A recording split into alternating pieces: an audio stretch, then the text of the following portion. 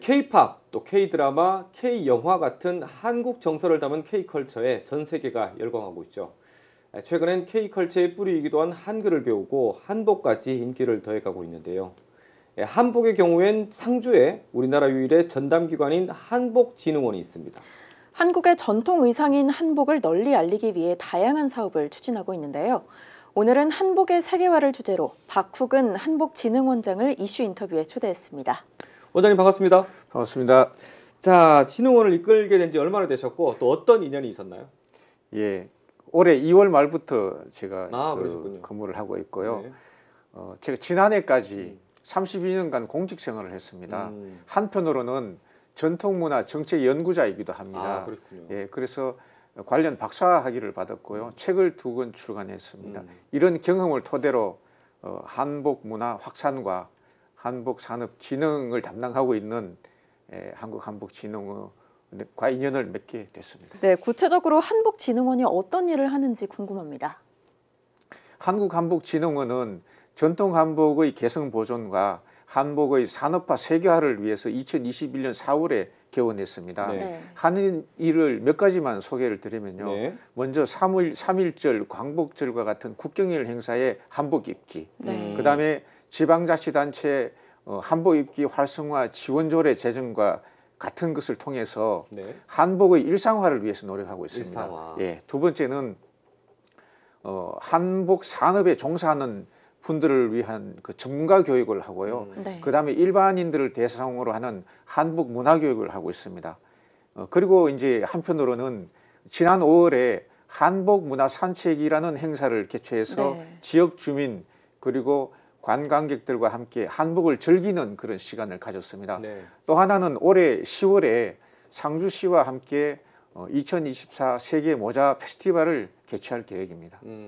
올해 또 현재 지금 가장 좀 중점적으로 좀 신경을 쓰고 있는 부분이 어떤 부분들이요? 예, 올해 10월에 이제 상주시와 같이 이제 개최하는 2024 세계 모자 페스티벌에서 우리 원은 전통 모자 분야를 이제 맡았습니다. 예. 그래서 이 모자 분야를 콘텐츠를 이렇게 새롭게 구성하는 데 우리가 중점을 두고 있습니다.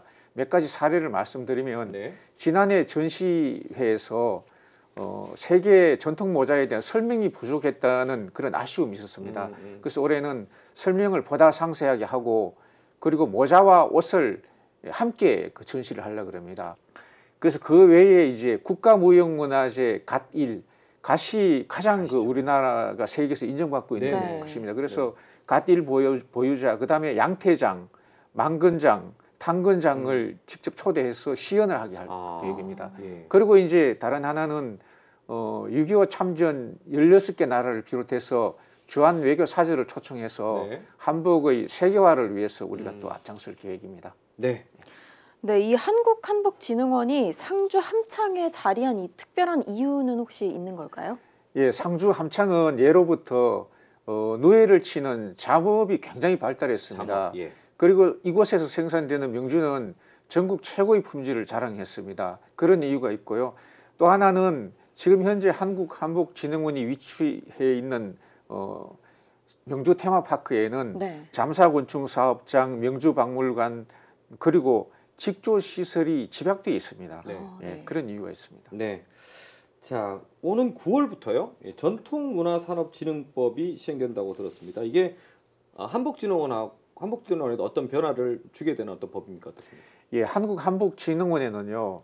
기획전시실, 그다음에 융복합산업관, 한복전수학교라는 전국 최고의 시설을 갖추고 있습니다. 그리고 우리는 한복 교육에 대한 또 노하우를 갖추고 있습니다.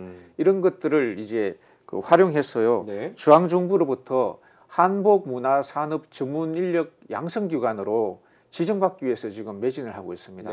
그리고 한편으로는 우리가 전국 유일의 한복 업무 전담 기관이기 때문에 역할을 강화하기 위해서 문화체육관광부와 경상북도 그리고 상주시와도 긴밀히 협력을 해나가고 있습니다.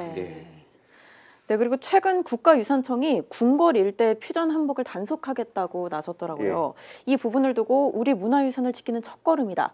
아니면 퓨전 한복도 하나의 문화로 받아들여야 된다. 이렇게 의견이 나뉘던데 원장님은 어떻게 생각하시나요? 예, 우리의 이제 업무 범위가 아니기 때문에 조심스럽습니다만은 개인적인 의견을 말씀드리겠습니다. 개선 필요성에 관해서는 공감을 합니다. 네.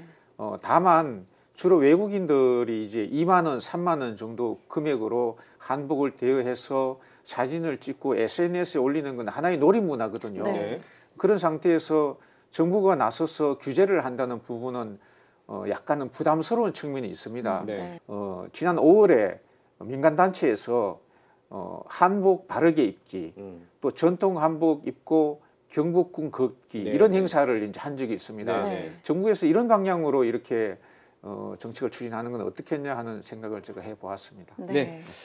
전통 한복을 저희가 격식을 차려서 입으면 좀 불편하지 않습니까? 예. 그래서 아까 한복의 일상화도 말씀하셨는데 그 중간에 우리가 K컬처 열풍이 일어나기 전에 개량 한복이라는 게 있었지 않습니까? 예. 이게 사실은 일상생활에서 있는 분들이 많더라고요. 예. 그런 식으로 일상화가 진행되는 거는 좀 괜찮다 이렇게 생각을 좀 하는데 어떻게 생각하십니까? 한복이라는 게 모두 이렇게 이제 갖춰 입는 건 아니고요. 네. 그리고 이제 조선시대 이제 전통에서 여성분들의 치마는 6겹이라고 합니다. 근데 이제 가지수가 많기 때문에 예를 들어서 이제 그 광목이라고 하는 무명이라고도 하는 목화옷 있잖아요. 네네. 그런 걸 해서 바지 저고리를 해 입는다든지 이런 다양한 경우의 수가 있기 때문에 일괄적으로 한복이 불편하다고 하는 건 아닌 것 같고요. 그 옷의 이제 용도에 따라서 또 계절에 따라서 다양한 상품을 출시를 하고 평가를 받으면 뭐 좋은 길이 있지 않겠느냐 기대합니다. 한복의 대중화, 또 한복의 일상화를 위해서 어떤 또 계획들을 갖고 있는지. 먼저 이제 단원 김홍도의 풍속화 그림에 나오는 그런 이제 전통 복식을 이제 그 연구하는 걸 하고 있습니다. 네. 이렇게 이제 연구를 해놓으면은 나중에 한복의 산업화에 있어서 하나의 그런 재료가 될 것으로 기대됩니다. 네. 그리고 다른 하나를 이제 그 소개드리면 다문화 가정 청소년을 대상으로 하는 그런 한복 문화 교육을 한번 해보고 싶습니다. 그래서 우리 문화에 대한 가치 이해도를 높이고 그리고 자긍심을 고치고 싶은 일을 한번 해보고 싶습니다. 네. 자, 오늘 귀한 말씀 고맙습니다. 예, 감사합니다. 네.